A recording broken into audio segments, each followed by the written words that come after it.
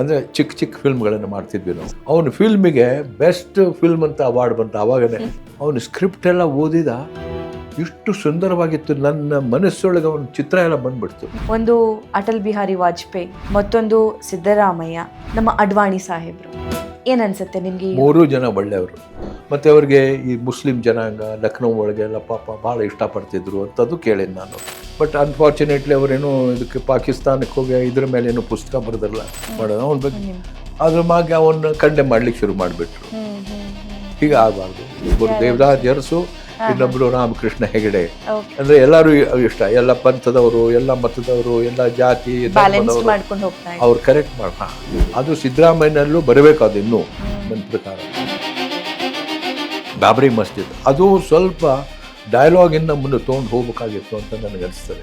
ಈಗ ಎಲ್ಲರೂ ಬ್ರಾಹ್ಮಣರಲ್ಲಿ ಚೆನ್ನಾಗಿರ್ತಾರ ಅಥವಾ ಹಿಂದೂಗಳು ಎಲ್ಲರೂ ಚೆನ್ನಾಗಿದ್ದಾರಾ? ಇಲ್ಲ.